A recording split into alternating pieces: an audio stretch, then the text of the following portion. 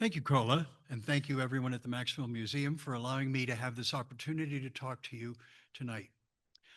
I'm going to talk about ethnoarchaeology in the very broadest sense. Some of you may know something about ethnoarchaeology, and for you, I want to show you a perhaps very different approach. And for those of you who may not be familiar with some of what ethnoarchaeologists try to do, I'll poison the well with my particular brand. Ethnoarchaeology broadly tries to use opportunities among living people to try to put some flesh on the dry bones, pots, and rocks that we deal with in archaeology generally. It has traditionally been a discipline that looks mostly at making tools. Archaeologists find someone that makes something that we may find in the archaeological record and say, gee golly, how'd they make that? And like this slide of the well-known Ishi, last of the Yahi, he taught us a significant amount about making stone tools. Subsequently, we've done a lot of experimental work using these basic tools from some of this work. We know a lot about how to make tools. And there's many other archaeological questions that ethnoarchaeology can address. I find this emphasis on manufacture just a little bit troubling because it makes assumptions about how important our thoughts about what the archaeological record represent are the explanation for what it is that we may be finding. This slide uses the term taphonomy, which is the study of how things are buried. It's critical to archaeology because what we have is a geologic artifact, not the remains of a village that someone just left or a Pompeii, except under the most unusual circumstances. How a site is formed is very different than walking into a village.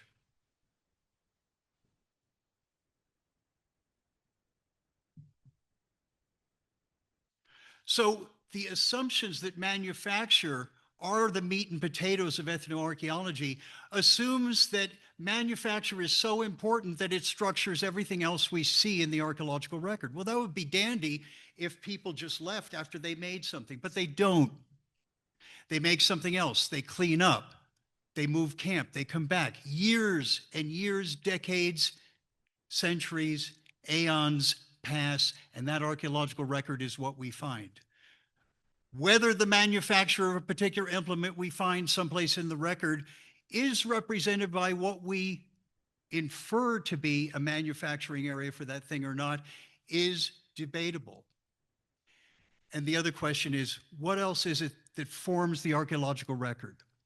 And that's one of the things that's driven a different approach to ethnoarchaeology that I want to try to share with you tonight. Many archaeologists understand that form does not equal function, and yet we speak as though our ability to look at the morphology of an implement does allow us to grasp its potential use. This is an example that I'm particularly fond of, the so-called Schöningen spear from the Middle Paleolithic in Germany. It's a pointy stick. But because, especially when we look at the archaeological record of the ancestors, we look at it through hunter-colored glasses, and we assume that it's all about meat and men, and we forget that there are many other aspects of what made our ancestors the interesting and successful organisms they were, and that has to include plant foods. This is just a pointy stick. Whether it's a spear or not requires another set of inferences beyond the evaluation of form. And function. We'd like to know what happened with these implements because we're stuck with them. We're stuck with pots and rocks, and we need to know something about what they did, how they were organized within the other aspects of behavior that are of much more interest to us than just those pots and rocks. But function is one of the very difficult things for us to get to, and partly it's because that archaeological record is a confusing palimpsest, a stacked and mixed up set of things that are the process of all the geologic dynamics of taphonomy. I didn't know where to start. I thought somebody had to do some other kind of ethnoarchaeology, but I sure hoped it wasn't me. And I didn't know where to go. That wasn't going to be one of the typical crutches that we use to think we have understanding, which is classification. Oh, I'll just stipulate that something means something. The sort of nomothetic fallacy of I've given it a name. Look, I've learned something. Classification is useful, but it's not explanation. I had to go back to a very simplistic example to try to see if I could learn something about tools that wasn't just our accumulated literature and the clutter in my own brain. And so I said, let's look at chimps. How do they use tools? What is something basic about that that might be something I could look at? Chimps use tools very distinctively. Females do it. Males do it rarely. Females do it well. Males do it poorly. So there's something about their behaviors that's a clue. And what I found from Jane Goodall's seminal works and seminal volume on the Gombe chimps is that one of the dramatic things they do is they have different ranging and food targets. Males range widely. They encounter fruit. They occasionally encounter animals. They have a diversity of foods of different values. Females, and it's simply because they're often encumbered by young, and because there is violence in chimp society, they range much more narrowly, except when they're in estrus and they accompany males on some of those trips. So their normal feeding behaviors involve a more limited area. And what they're doing with tools, I think, is they are intensifying the search for high value resources in that more limited environment. What do female chimps use tools for? Ants, termites. What do they have? Protein and fat.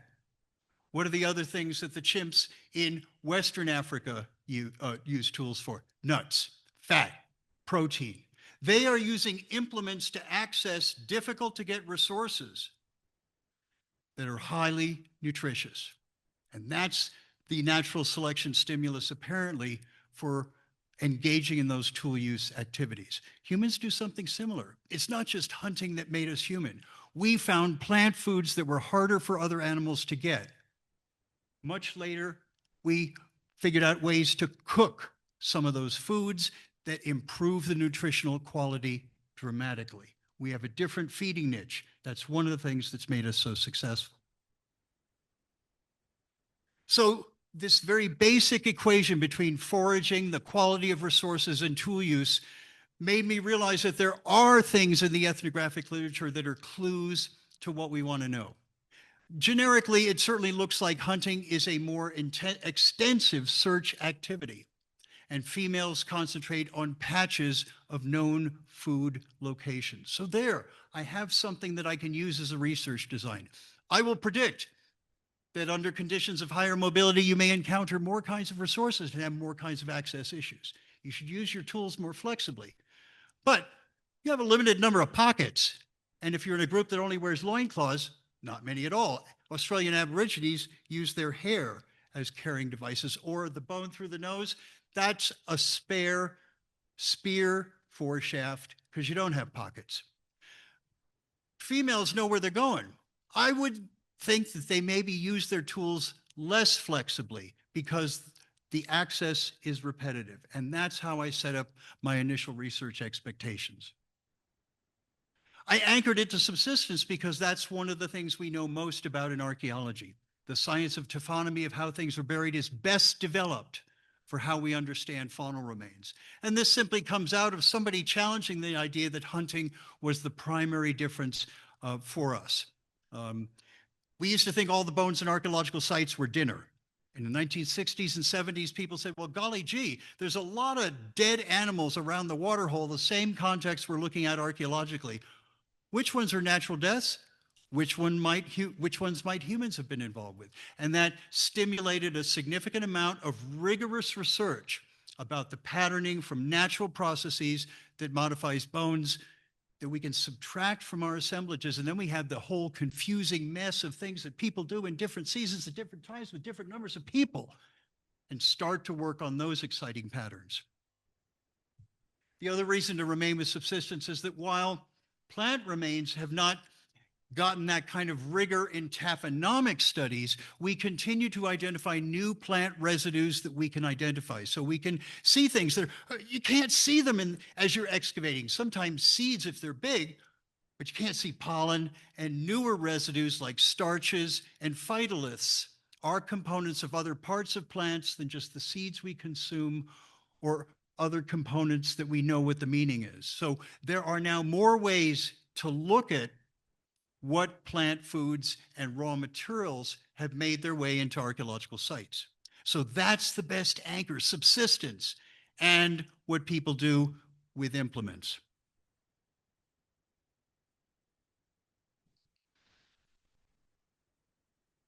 Said I wanted to get away from classification.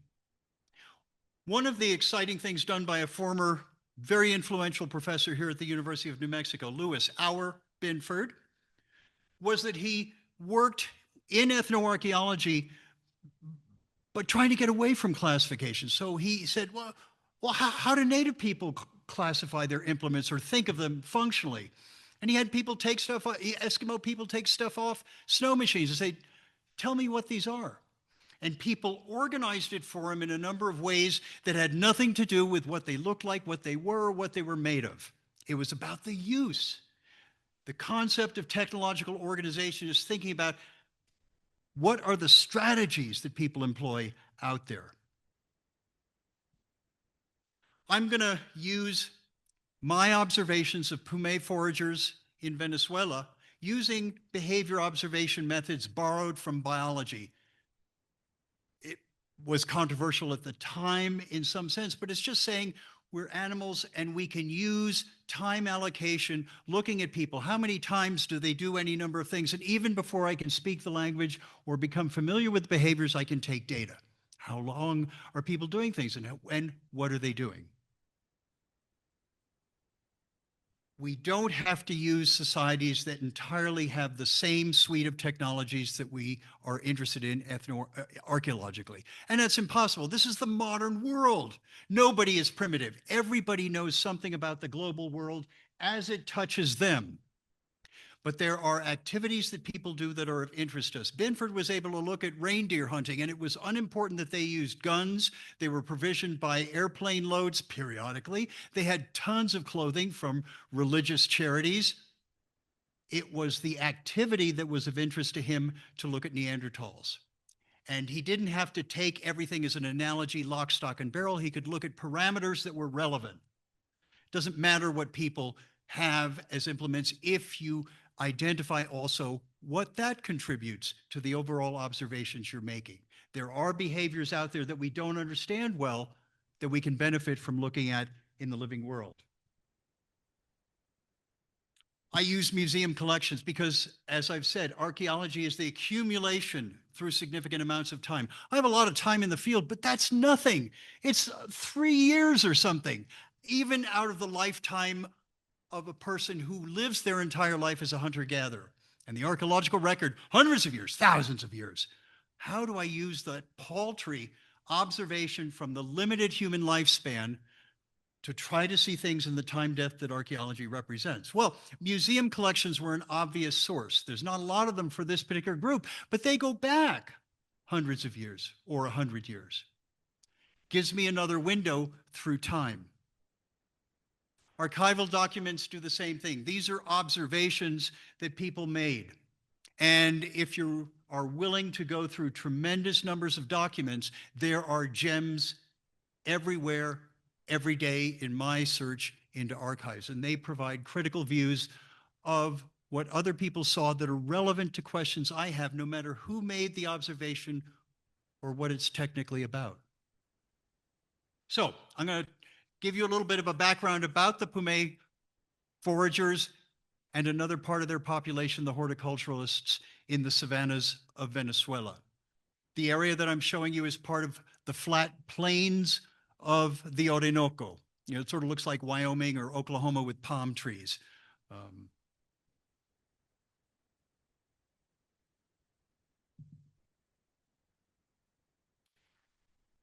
Not a lot of folks have worked with the Pumé. Alexander von Humboldt, the naturalist extraordinaire and inventor of the concept of ecology, visited people along the banks of the Orinoco River in 1799. Some of them were Pumé. And he mentioned his interactions with them. He didn't make any images. He didn't make any collections that we know of, although most of his collections sank on their way back to Europe. This slide is from the next adventurer who visited the Pumé, Jules Crévaux, in 1881, a French medical officer who was at this point doing an expedition on the Orinoco.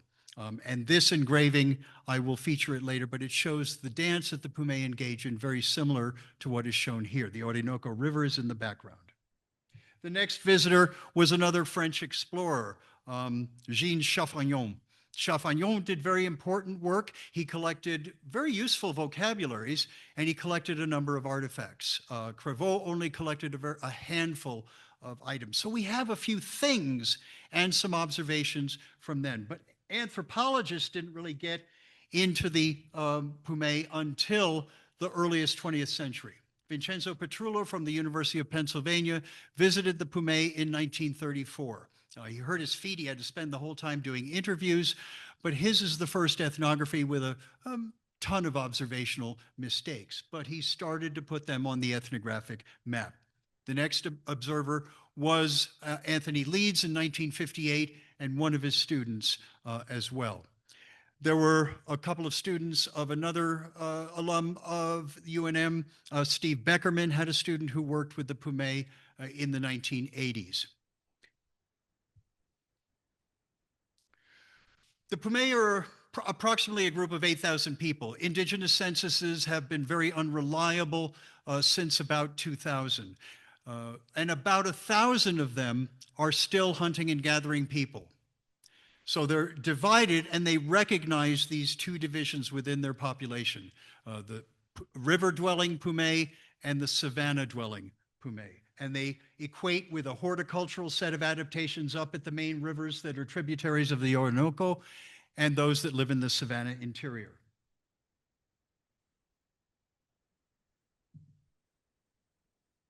This map shows 6 communities that I've worked in. The savanna communities are marked in greenish circles, and the river Pumé communities are marked in blue squares. You could see in the last slide that there's just a physiological difference between them. The river Pumé have greater access to market foods, and they show that they have a more ample diet than the Pumé, who have very little access to market foods. The river Pumé have been on the major transportation routes, so they often speak, especially the men, some Spanish. The Savanna Pumé are almost exclusively monolingual. And all the ethnographic work that has been done, except for Beckerman's student and myself, has been with river Pumé people because they're easy to get to and they speak Spanish. I have worked in 3 river communities and 3 savanna communities, principally in the community of Doroana, the big creek, shown here as the northernmost of the 3 savanna communities.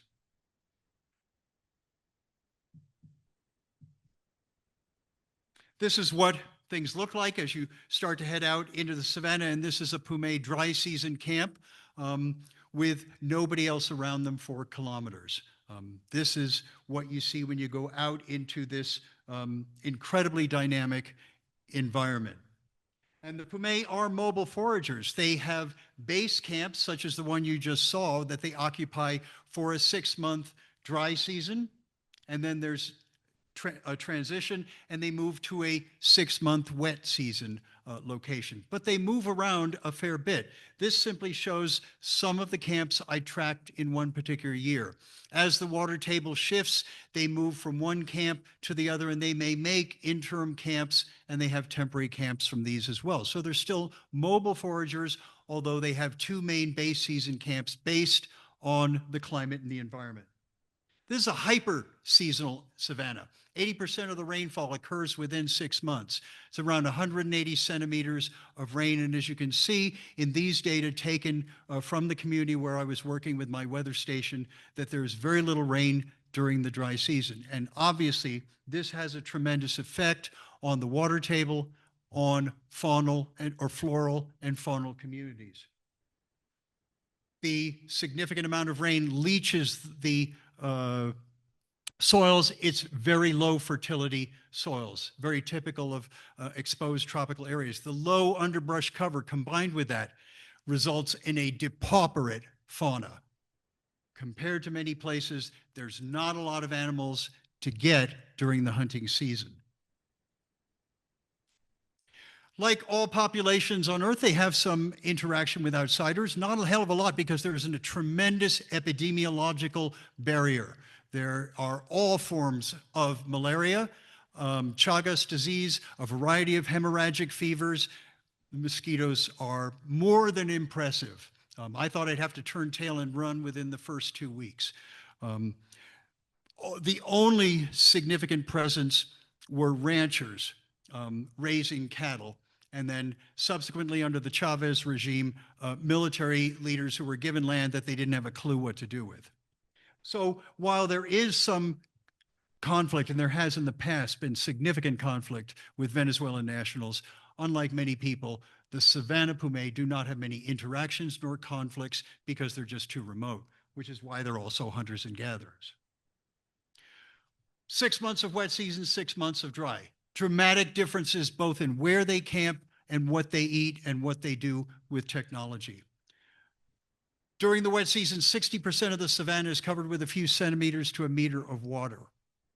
Fishing is not possible. And what the Pumé concentrate on is hunting terrestrial game and gathering principally roots, tubers, corms, and bulbs. Hunting, as I expected, these are maps. I'll show you maps that I made from the different hunting, fishing, and root collection trips I've gone on. Hunting is the longest distance, highest search subsistence activity. You're not sure where the animals are, especially in an impoverished environment. So yes, men are traveling further and longer with very low food returns. The Pumé are getting about 2 kilos per hunter per trip. That's minuscule compared to other extant hunters and gatherers or the hunter, fisher, horticulturalists of South America or hunters and gatherers in other parts of the world as well. And there's many zero return trips. Almost no large game. In 24 months, I counted all the game over 6 kilos. And 6 kilos is about where many populations say too small to bother with. The total return on animals above 6 kilos was 1 capybara, 2 deer, 6 of these lesser anteaters shown in the lower right, the tamandua, and 7 caimans. That's for 83 people. Everything that came into camp was principally armadillos and lizards. The small fauna at the top of the slide was food for 83 people. Everybody ate off of what that was more than 2 kilos. As I expected, root collection is lower mobility, and for good reason. Women aren't searching. They know exactly where the food is. And they've been walking by these patches all through the beginning of the season. They know when these things are ready. They're not searching. They're walking to a patch they know is ripe, and 95% of their trip time is invested in collecting resources. Consequently, they're getting a lot more food. And women go out in big gangs. Now, young women may collect small amounts, but these old ladies are going to fill every one of the baskets that's on their back. And they're going to pick into the baskets of some of the young women and one woman with cataracts. So compared to that 2 kilos per man per hunt, women are coming back with a mean of 12 kilos per woman per trip. And that includes the low returns from the young women and the much higher returns from the older women. Even when those patches are less productive than they expect, the time spent in the patch is proportionate to the return you get. Just keep staying there and picking roots and you get more. There's a small amount of manioc horticulture here, and it raised a question in my mind whether they were transitioning to more cultivation or not. And I'll touch on that issue a little bit later, but it's a minuscule amount of manioc. And manioc is terrible food with no fat, no protein, no minerals, no amino acids. It's just gut wad. But it's another food patch, and it's part of what Binford used to call the ultimate diversified portfolio that hunters and gatherers have. They're not invested just in one thing like a crop. They can have anything in the environment at all. And they know not only about what they intend to get, but about what they could get if an anticipated problem arises with what they're targeting. They keep food in the bank. They don't just go for what's most common. The wet season camps are in a place that has to be above that savanna flooding. So it's a limited number of places. They'll occupy these for a few years, burn things down to sterilize it, and move to a new wet season camp for a few years. They are robust, extended family houses with a large number of kin inside to withstand the torrential rainfall that occurs on a nearly daily basis in the rainy season. And this is just an image of another wet season camp. I'm showing you this looking through the dance plaza that every seasonal base camp has. And dance is something I'm going to talk about in a little bit non-standard terms as well at the end of the lecture. Or talk. The other 6 months is dry. And for the Pumé, this is the good season. The water table drops and the fish become concentrated in rivers, streams, and lagoons. In the wet season, the fish are everywhere. And the fish biology is that they are reproducing and their spawn are out there in the savanna. They're tiny, they're everywhere. You can't predict where they are except in particular points as that water rises and falls. Mangoes are critical now. Mangoes were planted by criollos 60, 70 years ago, and as in most of South America, the mango crop rots on the ground. Pumé are welcome to scavenge these up at the ranches along the tributaries of the Orinoco.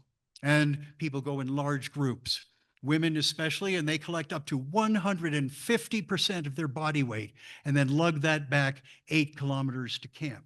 Well, you're paying the travel costs. You're not just getting the real nice ripe mangoes, you're getting a lot of green mangoes. So the woman on the right is boiling mangoes because you have to transform some of that into more digestible sugar. So a large part of the crop is unripe and you have to process it in order to make it edible. Fishing is important. And as I said, the Pumé would fish all year long if they could, but they can't. So they do it extensively, and this is the season when they do well. And it's hard to see this guy, but he's up in a platform in an area where as the water's rising and the fish are starting to move through this particular part of the forest. Fishing is even lower mobility than root collection. And I thought it might be a lot like the same root patch. Oh, it's lower mobility. Maybe tools will do less things. You know, you're in a smaller area. You're not going to encounter all those other things. Well, I was wrong.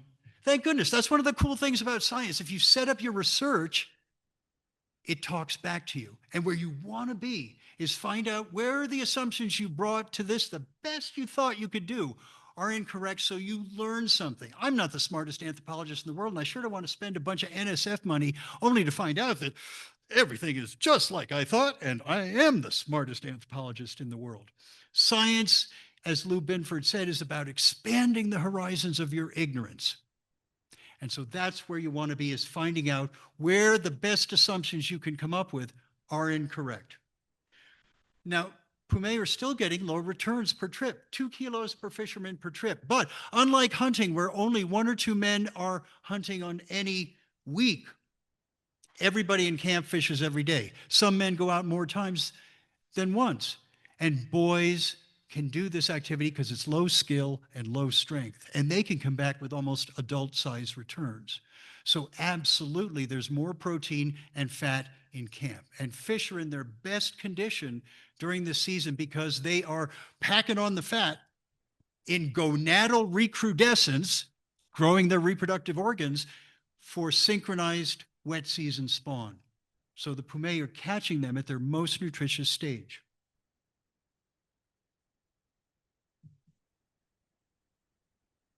There's also some bird hunting. Birds, migratory birds come in to take advantage of the concentrated fish as well. Tourists never get out here, but there's a large birding population that used to visit Venezuela when it was possible. There's a number of wild tubers, roots, bulbs, and corms they get, and there's also some wild fruits that people collect too in this season. They're not as juicy as mangoes. They're kind of dry, but they're important foods as well. And again, they have the same dynamics as other female foods. They know right where the tree is. They know when it's ripe. They just go and collect it. Dry season camps don't need to withstand the torrential rainstorms, and they just need to be near where there's reliable water. So they have a more limited number of different locations, and they often get reused for decades. And all you really need is a brush shade to keep the sun off you. The Savanna Pumé get their water from wells that they dig into the sand. It's a little cloudy, but any of you that are backpackers know that still water that has been allowed to settle is the safest to drink. Heavy metals in the environment settle out, other kinds of things. They're doing the best they can to have really clean water. Venezuelan politicians come out, oh, the dirty water. Water is life. What are these people suffering from? Not thinking that they are doing the absolute best they can. And because water is heavy, again, those of you that are backpackers know it weighs 8 pounds per gallon. Nobody's traveling immense distances for water. Archaeologists fill out forms and say, the nearest water is a mile away. Better not be, because you need water and you need it a lot every day.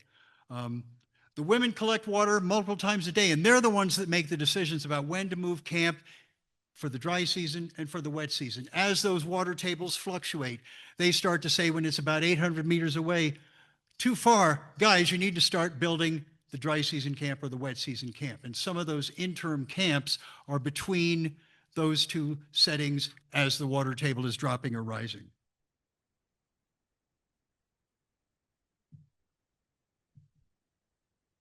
So what I needed to do was to go out on foraging trips, record the distances, record how many times they use particular tools, and the actual elapsed time, so that I had independent measures of how many times an implement's used, how much time is actually invested in that, and I'm measuring the distance.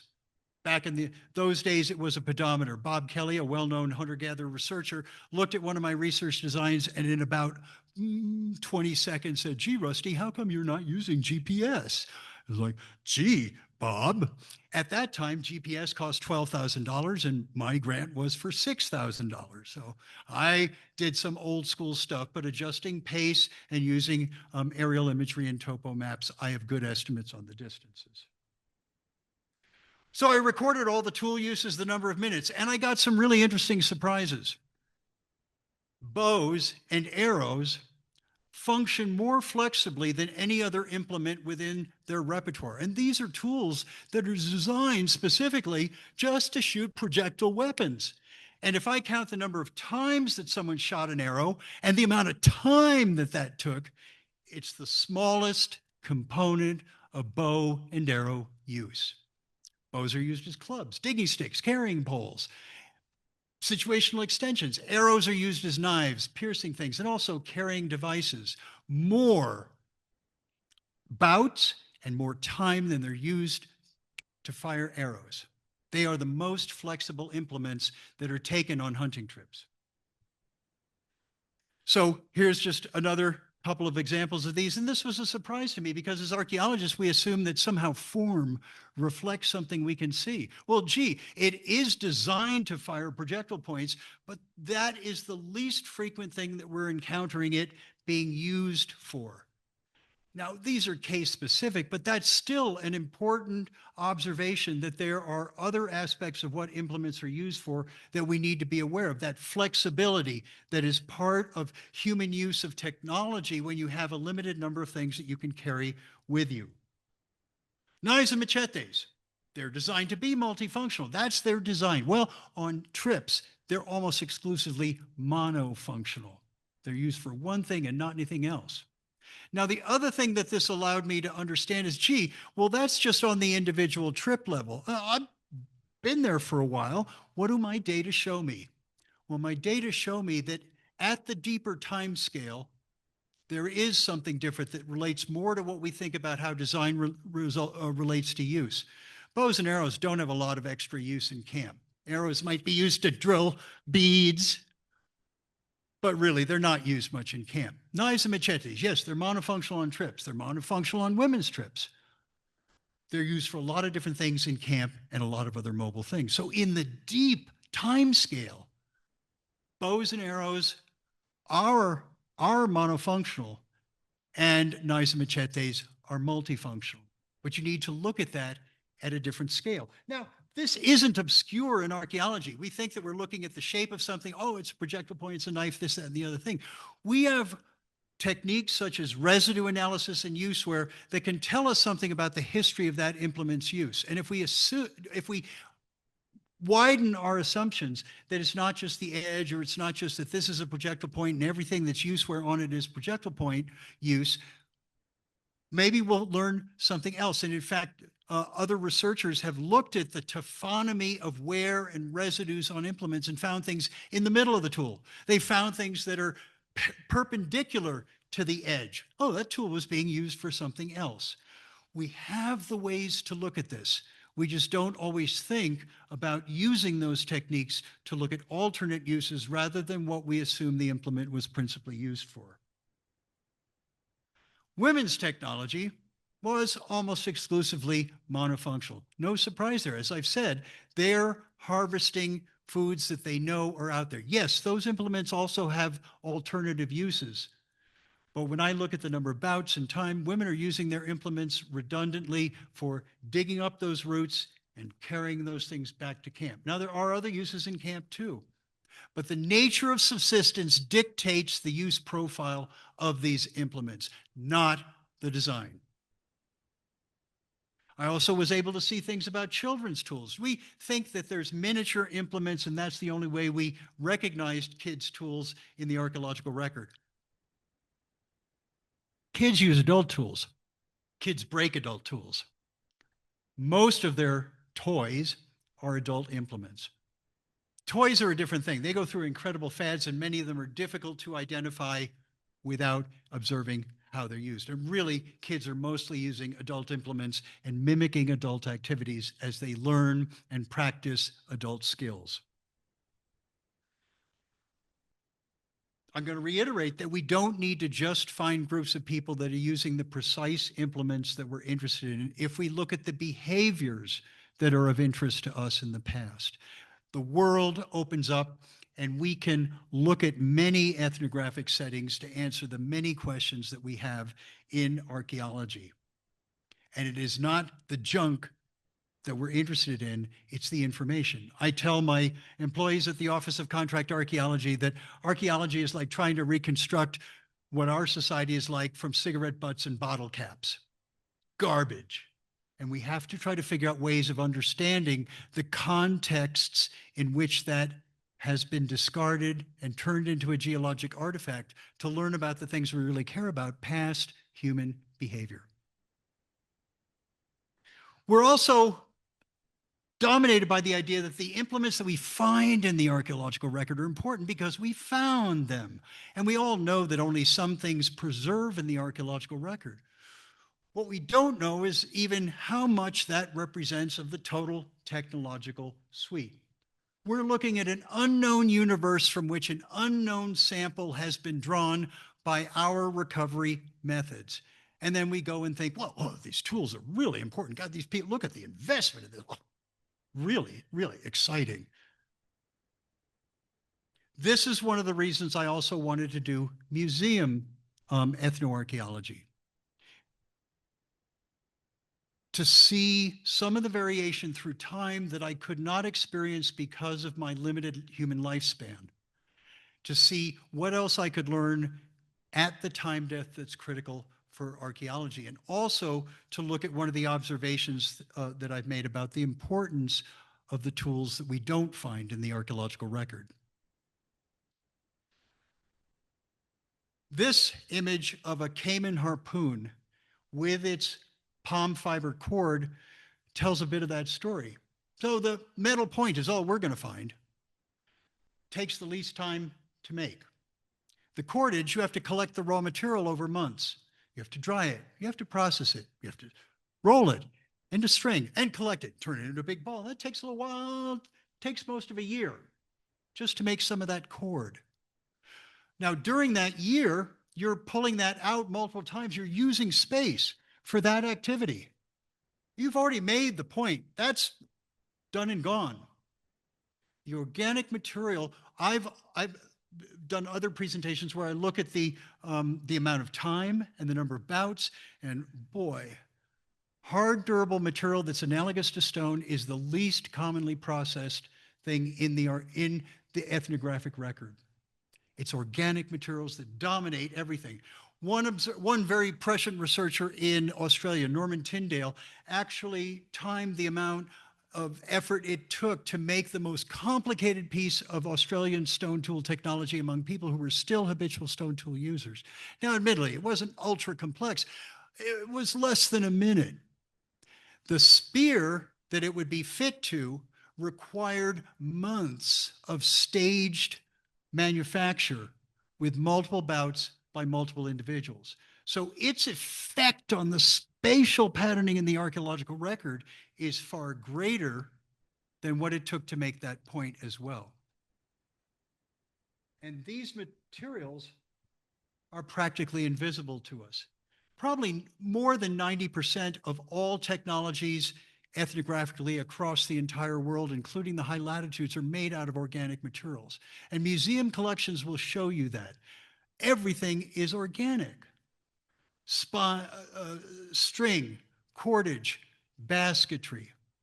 These are the most crucial, time-consuming, space-demanding technologies that people make.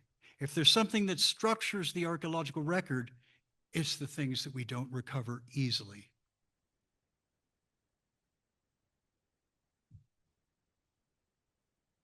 Here's a guy making an arrow point, and the most prominent material in front of him is tree resin and a bunch of wild bromeliad fiber, because it's tying things together, making composite tools that makes us different than the little bit of tool use among apes and monkeys and the very few other animals that use implements.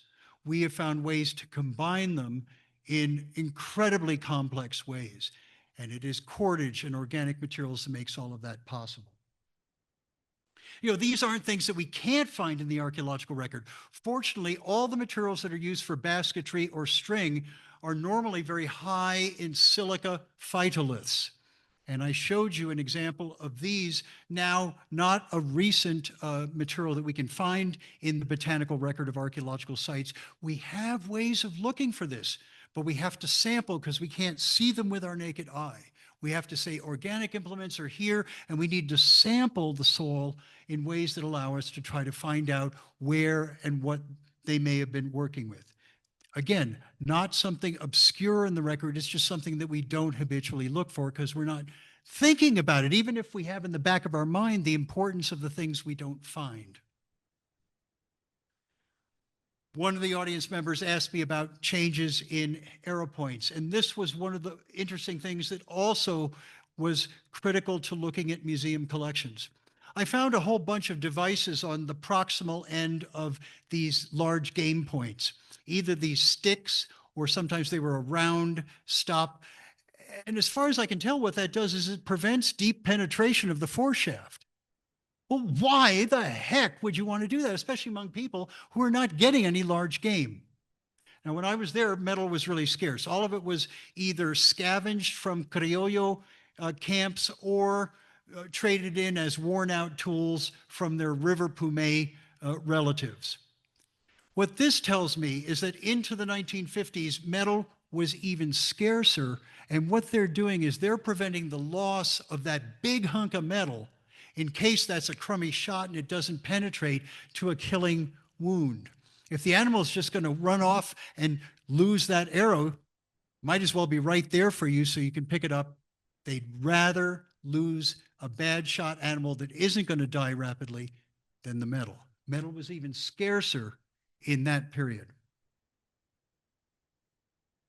As I mentioned, archival work is another way of thinking about observations that people make.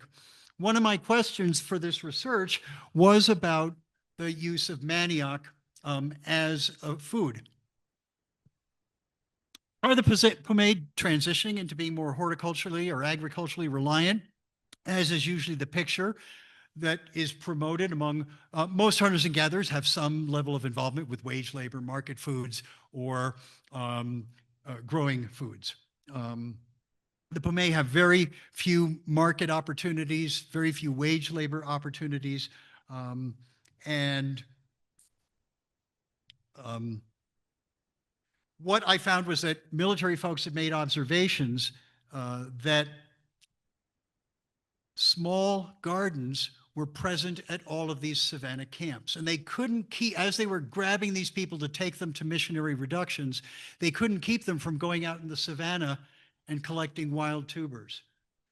And this suggests to me that there is a long-standing complementarity of hunting and gathering with minor agricultural involvement. We find this, or horticultural involvement. We find this with many groups of people. Only anthropologists have a particular percentage of crops in the diet that means someone's not a hunter-gatherer. Hunter-gatherers, I said, have the ultimate diversified portfolio. They don't have any checks on what they can do as long as it means there's a little bit of food, even if it's crummy stuff like manioc. So only half of Pumé families even have a garden, and they're in the vicinity of 1 hectare or less. Maya people that I work with, a family of mom and pop and 1 offspring, minimally have 3 hectares. And that's for each family. As I said, manioc is a low nutritional food. They have exclusively bitter manioc. You have to process out the cyanide in it. It takes extensive processing to get out this low nutrition gut wad that will keep your belly full in the season when food is not common, when you don't have anything more nutritious. This slide just shows you, look at the number of returns in the second table where nothing comes back. You got to work hard in the garden. And while these are tubers that you can harvest all year long, seed crops are even worse. You work all season and the animals could get it, or the weather could get it. Gardening does not have the kind of payoff that you get from foraging, but it's another way to make a living. I'm going to switch over and try to end with something else that's an observation that the alert anthropologist always wants to learn something. I mean, I need to have my next bunch of questions. I'm puzzled by practically everything. So the Pumé dance a lot. This is that slide I showed you from a publication in 1883. The Pumé danced 36% of all nights that I was in camp. And they got no food. These are 11-hour night dances. Nobody's eating anything during these, and they happen 3-4 nights a week, up to 3 or 4 times in a row. And it's energetic dancing, and it's really critical. As this slide says, the 2 things that make you Pumé are speaking Pumé and dancing. A filmmaker came and made a couple of films. She tried to do it in the community I was working in, but since we didn't have electricity, fortunately, she took it to a river community, but she had to borrow some Savannah singers because they are more familiar with the dances and the singing. They practice the dance more for a particular reason. So these are just some images of what that energetic dance looks like as you're getting up and starting to rotate around a pole in the middle of that dance plaza, and it gets faster and faster, faster and faster, more energetic, and it just goes all night long till dawn. And there's a number of other activities. There's curing, there's storytelling, there's information about what else is happening out in the savannah. It's an active, raucous kind of event. It's not quiet church. The kids are running around screaming. Everybody is doing all kinds of things, and it is just for them, a glorious celebration on a frequent basis. So how can a group of people this food stress dance this much? I don't really know, but I have a couple of ideas. But here's some of the costs. You don't just go to dance and jump up and down and sing. Oh, no, you got to have cigars. The Pumé are inveterate smokers. Helps keep you up, helps keep the mosquitoes away. And probably nobody lives long enough to get lung cancer. And it may actually help against helminths, worms. It's one of the first agricultural wormers that we had. They also take a scary hallucinogen throughout the dance as well. So there's some cost to doing this. There's also opportunity costs from having gone dancing. You're up all night. Young people, maybe they don't want to do anything the next day. Maybe some people are energetic, but after 3 or 4 dances in a row, Camp's dead. So there are potentials for it impacting your ability to get the resources that you've just spent by dancing all night. And you're going to dance tomorrow night. And you're going to dance on Friday as well. But there's benefits. I mean, these are very, very highly social. You learn about what's happening with everybody you know. You learn what the weirdo anthropologists are doing. What are the missionaries up to right now? It's a way to get news. You talk about where you found resources. You tell all the oral literature stories. I've listened to things for hours. Now, this isn't myth in my view. This is the science that people know. And you keep that information in the system through these long performances, etc. Now, why do people sing and dance? Music is ubiquitous, and singing is ubiquitous across all human societies. Steve Pinker, the Harvard psychologist, dismisses song as cheesecake. Not important. Language doesn't have anything to do with it. Psychological experiments demonstrate that people that participate in rhythmic activity together cooperate more than people that don't, even if you don't like the people in the experiment. Huh. So what's going on? Well, I think dance is a promotion of that prosociality in a setting where somebody's coming back with zero returns. Oh no, I worked all day long. I didn't bring anything home. Well, someone else is going to share with me. That's one of the crucial things about humans. We share and cooperate. We recognize kin out to distances far beyond what chimpanzees know. We think they can identify second cousins. We have all these crazy relationships, and the Pumé can keep them straight for 500 people. They mention the kin term for that person in a community. Everyone knows who they're talking about. They give us anthropologists fictive kin terms, not because, oh, they loved me so much, they made me a brother. They did that because you can't be anybody that isn't related. And the other thing is, kin terms identify your obligations. So you're being told who you are in society. This rattle shows people all together holding hands and performing in the dance. So lots of hunters and gatherers change camp pretty often. They do it for good reasons. Sometimes the resources are bad in one spot. Well, let's move part of the population somewhere else. Let's relax sexual restrictions and say, you young people can go have a screw fest over there.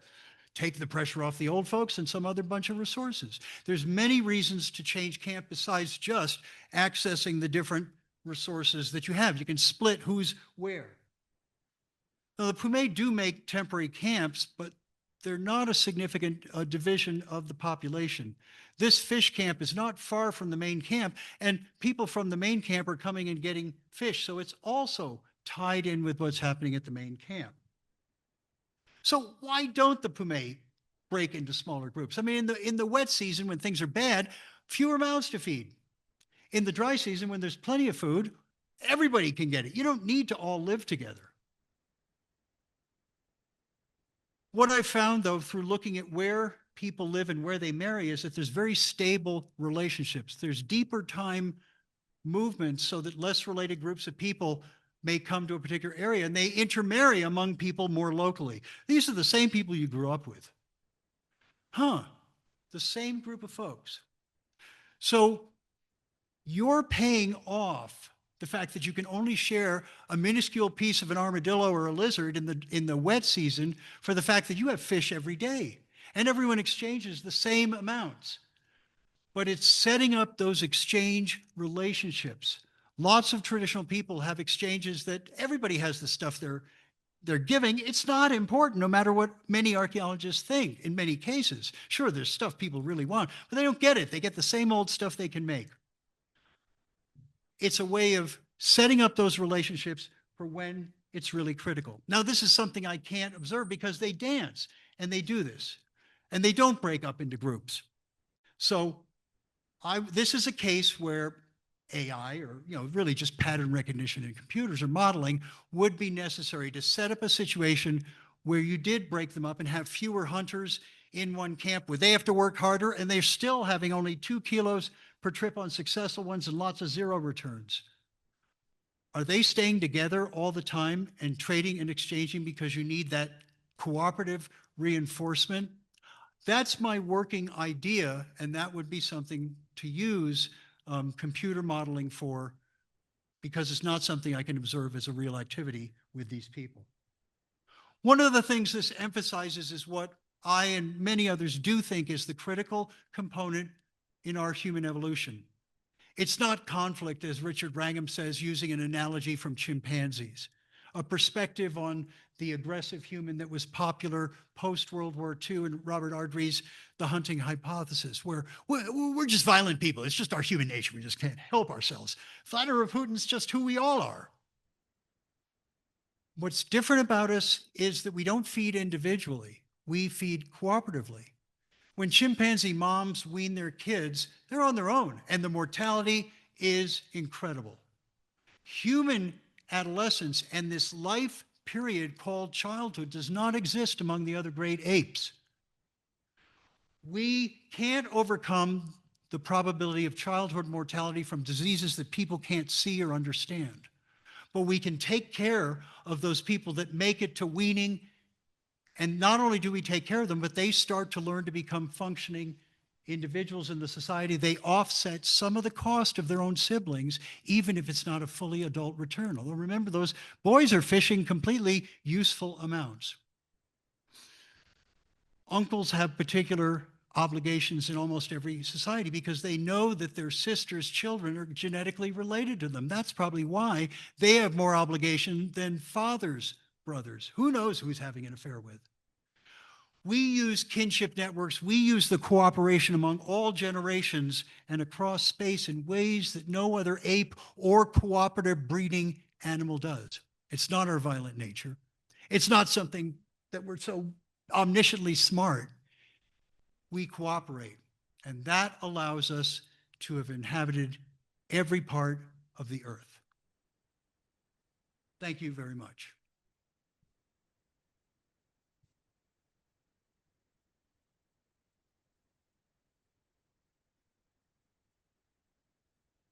I'm happy to entertain questions.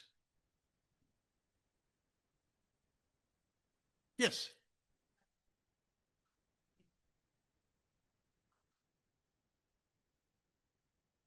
Me, personally?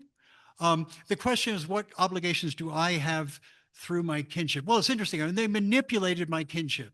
So a couple of guys quickly made me older brother. Well, I got to take care of them. Oh, and then their wives decided I was older brother too. Now, technically, I should be brother-in-law. So they're bringing me close. And one of the things that you learn from the ethnologists is that you can't go out there and do nothing. You're a bumpkin. You can't hunt. You can't, you can fish a little bit. You can't do much useful. You've got to have a role. And one of the things my faculty suggested was that you got to bring stuff. The fact is, you can't come in with what we even think is the minimal amount of junk that you need for your equipment.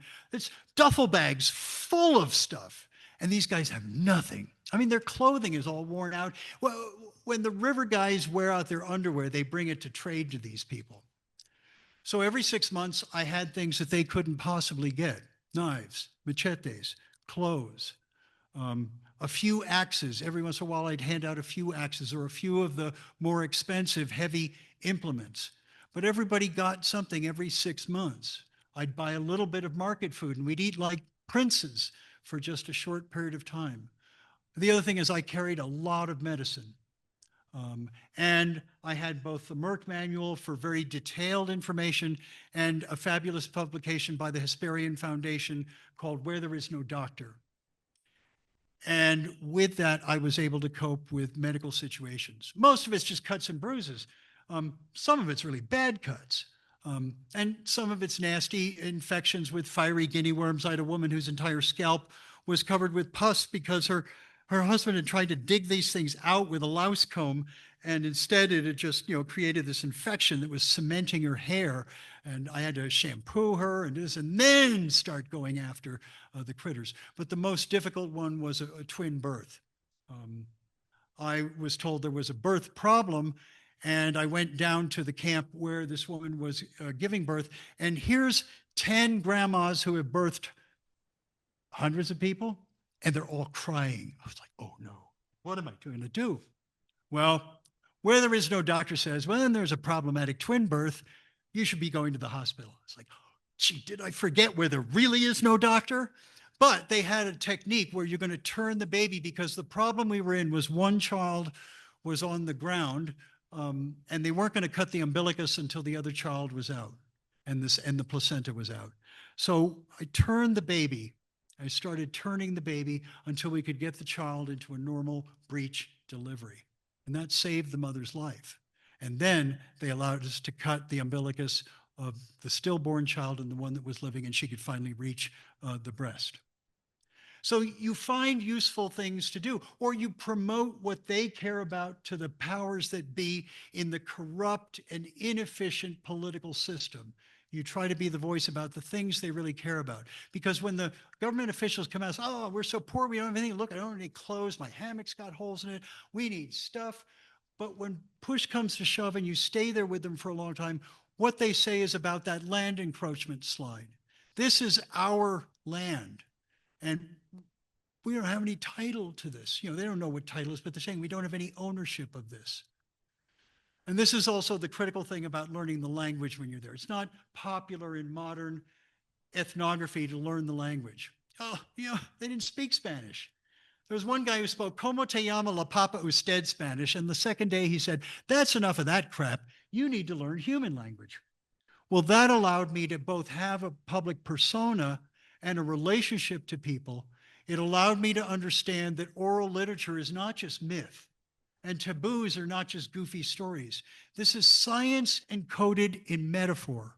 I mean, we all know that traditional people know a lot about biology, plants, animals, and even parts of the weather. The Pumé have explained evapotranspiration to me as the wind comes and drinks the water. They know how the world works. So they make a geomorphology metaphor that the stabilized dunes are created by the big snake moving around and pushing those up. Well, they've never seen that big an anaconda. It is metaphor for something like what a snake does is how this geomorphology was created.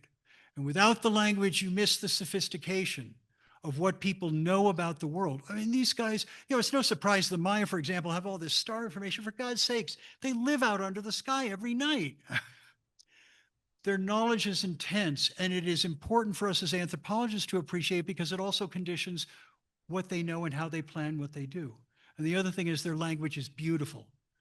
And learning another language and learning how people express themselves in that is absolutely critical, and is one of the important ways that you develop that rapport with people that allows you to both ask things and to participate in things that you as an anthropologist have a great desire to learn.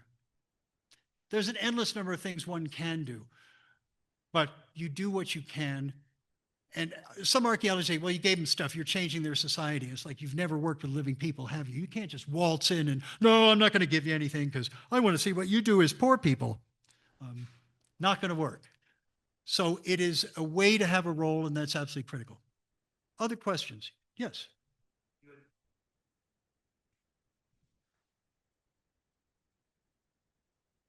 When they get interested in newer, bring things in, maybe they see that, do you find that either they find new uses for the tools, or the tools that are already existing, they start seeing subtle changes as they try to maybe modify their tools to mimic something that you have brought in? No, I don't bring in things they don't have, because they can't get new machetes. They can't get new knives. I mean, you saw what the knife was that they made.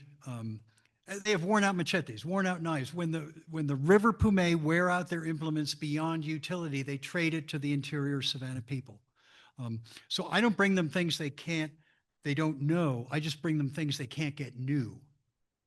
And in terms of things I have, I mean, they're curious about everything, but I once had a solar device because I had a satellite phone, and they had no use for electricity. It was just a device for the kids to play with and break on a daily basis. So I mean, they're interested in some things, but I'm trying not to bring useless stuff down there that I'm not. I mean, they're interested in some of my measurement devices. They have names for them, the camera. They love to see pictures. And most of my work was done with film, so I had to bring stuff. I couldn't just show it to them. But they don't want those implements themselves. They love having the tape recorder when I recorded music. I have over 540 hours of dance music that I'm donating to the Archive of Traditional Music at the University of Indiana in Bloomington. One of the largest data sets of ethnographic music. And currently, researchers with the Hadza are trying to do an ethnomusicology study. But the Hadza, the sort of quintessential textbook, up in lights, hunters and gatherers, are really professional informants.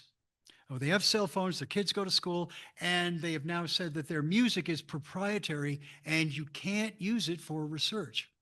The Pumé are happy that we want to learn about their lives, and they gladly express permission for me to see, use, ask, collect anything, and to show the world the beautiful life they have. They said, we're good people, but we're poor.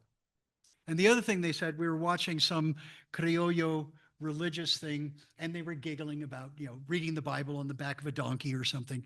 And they went home and, everyone giggled a little bit. But this particular man right here came up to me and said, we all have two eyes. We all have one nose. We have one mouth. We all have 5 fingers. We're all the same. And they're saying that when they're being treated as the dirtiest, lowest people on the Venezuelan hierarchy, the criollos who they aspire to as and they live at a level of poverty that we consider appalling. Those are the people they look up to, that if they could live like that, wouldn't it be grand? And despite that, they don't have any harsh feelings. They've been hunted.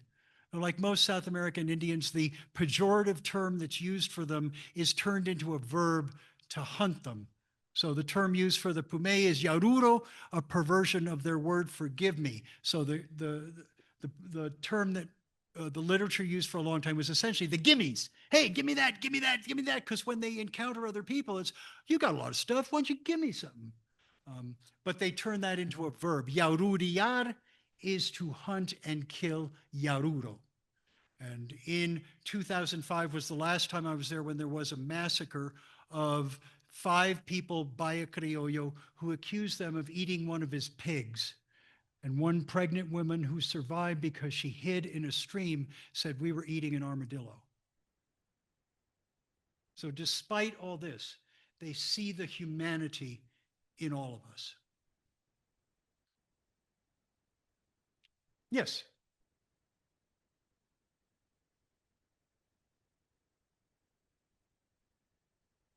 This is not one of the easy languages to learn outside of the country. And there are vocabularies, so you can get a smattering of a couple of words. But no, as I said, my friend said, got to learn human language. And it took a month for me to respond with a 3-word sentence with a subject, object, and verb. So I mean, I knew some phrases, I knew some nouns. Nouns are easy, verbs are hard, especially in South American languages. It just, it took time, but I was only operating in that language. When I was first there for 6 months, I was by myself. Only at night was my brain trying to unravel itself after attempting to live in a world of non-English the entire day. And in my last years working with them, they were teaching me elegant languages. So I can communicate on almost any topic, but they were starting to teach me how to speak more eloquently.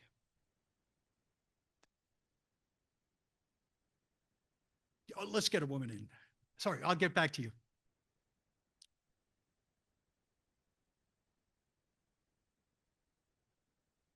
The guy in the tree, those were tiny little piranhas. They're probably mostly fruit and fin eaters.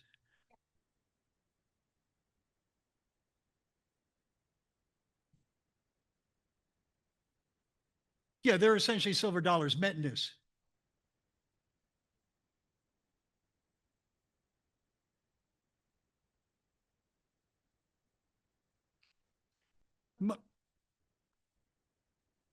I mean, most piranhas aren't dangerous.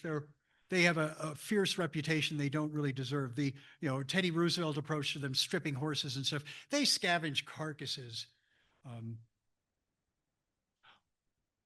I've gotten bitten on the lip because you bite the fish in the brain as you're processing them after you catch them. And your other question?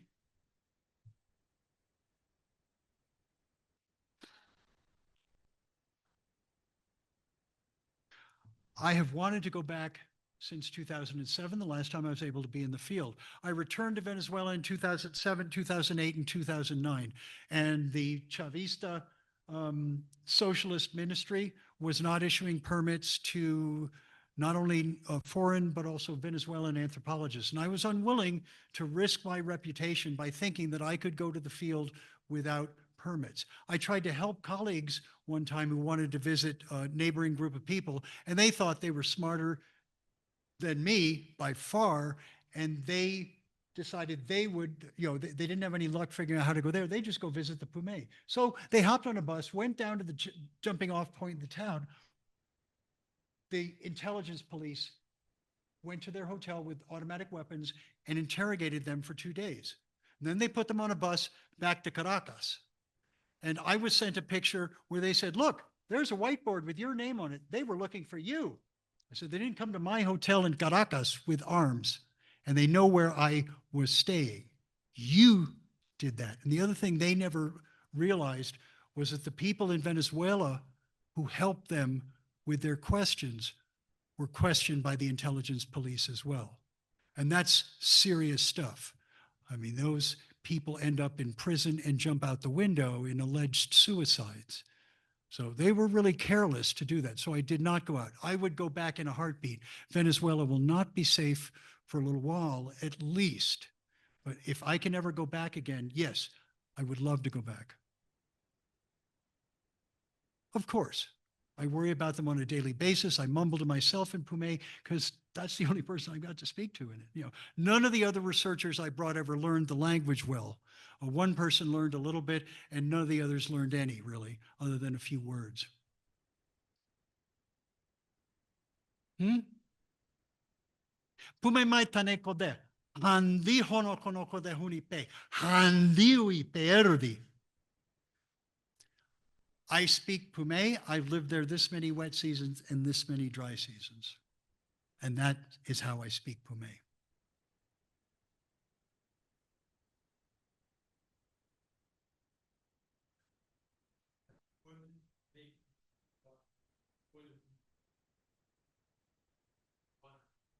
What is the other decision-making structure? Are there chiefs and leaders, and do they liaison the authorities, or is there, how does that work for a decision? Women are involved in every aspect of politics and social decisions. So women have very equal roles in absolutely everything. In the camp, there is one person who is designated as the so-called capitan. Well, all that means is he speaks a little Spanish, or he is the spokesperson to the criollos. He has no greater authority in camp beyond his actual wisdom. So people who have good ideas are listened to. People who are dopes or stingy are not necessarily listened to.